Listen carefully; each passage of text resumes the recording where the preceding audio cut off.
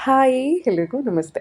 ಈ ಸರಿ ಹಬ್ಬಕ್ಕೆ ಯಾವ ದೇವಸ್ಥಾನಕ್ಕೆ ಹೋಗೋ ಪ್ಲ್ಯಾನ್ ಅಂತೂ ಇರಲಿಲ್ಲ. ಕೊನೇ ಮೂಮೆಂಟಲ್ಲಿ ಹೊರಟು ಬಂದ್ವಿ. ನನಗನ್ಸುತ್ತೆ ವಿರೂಪಾಕ್ಷೇಶ್ವರನೇ ನಮ್ಮನ್ನ ಕರೆಸ್ಕೊಂಡ ಅಂತ ಹೇಳಿ.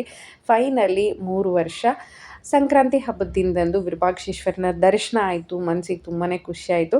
ಇನ್ನು ಹಂಪಿಗೆ ಬರಬೇಕಾದ್ರೇ ನಮಗೆ ದಾರಿಯಲ್ಲಿ ಒಂದು ಬಾಲಾಜಿ ಹೋಟೆಲ್ ಅಂತಿದೆ.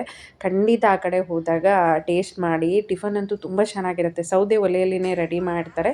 ಇನ್ನು ಈ ಸರಿ ಕೊಪ್ಪಳ ಜಾತ್ರೆ ಕೂಡ ಹೋಗೋಕ್ಕಾಗಿರಲಿಲ್ಲ. ಲಾಸ್ಟ್ 2 ವರ್ಷ ಹೋಗಿದ್ವಿ. ಸೊ ಹಿಂಗೂ ಬಂದಿದ್ದೀವಿ. ಹೋಗಿ ದರ್ಶನ ಮಾಡ್ಕೊಂಬರೋಣ ಅಂತ ಹೇಳ್ಬಿಟ್ಟು ಕೊಪ್ಪಳದ ಗವಿಸಿದ್ದೇಶ್ವರನ ದರ್ಶನ ಮಾಡ್ಕೊಳಕ್ಕೆ ಬಂದಿದ್ದೀವಿ. ಇಲ್ಲಿ ಲೈನ್ ನೋಡಿ ಭಯ ಆಗೋಗ್ಬಿಡ್ತು. ಎಷ್ಟೊತ್ತಿಗೆ ದರ್ಶನ ಆಗುತ್ತೇನೋ ಅಂತ ಹೇಳಿ. ತುಂಬ ಬೇಗ ತುಂಬ ಚೆನ್ನಾಗಿಯೇ ದರ್ಶನ ಆಯಿತು. ತೇರ ಹತ್ರ ಬಂದಾಗ ಒಬ್ಬರು ತಾತ ನಿಂತಿದ್ರು. ನಾನೇ ಅವ್ರನ್ನ ಮಾತಾಡಿಸ್ದೆ.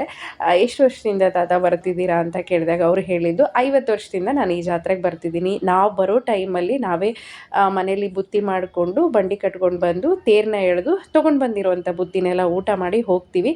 ಕೊಪ್ಪಳದಿಂದ ಒಂದು 4 ಕಿಲೋಮೀಟ್ರ್ ದೂರದಲ್ಲಿ ನಮ್ಮ ಊರಿದೆ ಅಂತ ಹೇಳ್ತಾ ಇದ್ರು. ಸೊ ಅವ್ರ ಮಾತುಗಳನ್ನೆಲ್ಲ ಕೇಳಿದ್ರೆ ತುಂಬ ಖುಷಿ ಅನ್ನಿಸ್ತಾ ಇತ್ತು. ಇವಾಗೆಲ್ಲ ದೊಡ್ಡ ಪ್ರಮಾಣದಲ್ಲಿ ಬೆಳೆದಿದೆ ಇದು.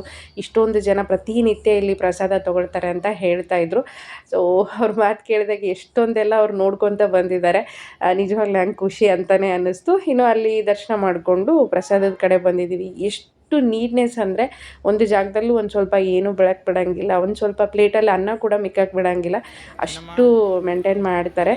ಇಲ್ಲಿ ಕೂಡ ಅಷ್ಟೇ ಪ್ರಸಾದ ಎಲ್ಲ ತುಂಬಾ ಚೆನ್ನಾಗಿತ್ತು. ತೊಗೊಂಡು ಹೊರಟು ಬಂದ್ವಿ. Please subscribe. Thanks for watching.